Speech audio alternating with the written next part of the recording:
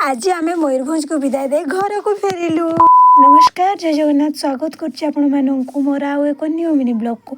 मौसी बाहागर मजा बस्ती बहुत हो गला, एबे सरिला। आम मयूरभंज को बाय बाय कर घर को फेरुचु। फेरला बेले बस विंडो मुझे देखिली बहुत सुंदर सुंदर जगह कैप्चर करने को ट्राए करी, किंतु बस बहुत जोर रे चलता तो एत भल से मुझे रेकर्ड कर पारिनी। सतरे मयूरभंज डिस्ट्रिक्ट को ना प्रकृति माता पूरा सबुज रंग में भरिकी घेरी रही। चारिआडे पहाड़ पर्वत सबुज गछलता, साइड रे गोटे छोट नदी। से बस आम घर पाखक पहुँची गलानी बोली ये मो मार भेनिटी धरिकी पूरा रेडी। घर को आसबार जो एक्साइटमेंट, घर को आसी संध्यार आम आ गोटे बाहागर बाहर जाइलु। बाहागर ब्लॉग देखी देखी आपण मैंने भी रागी जाऊे, किंतु एटा शेष बाहागर। यापर आ बाहागर ब्लॉग आसबनी, तो जब आसब आसब कि एवं आसबनी। से जाकि आम खाइलु।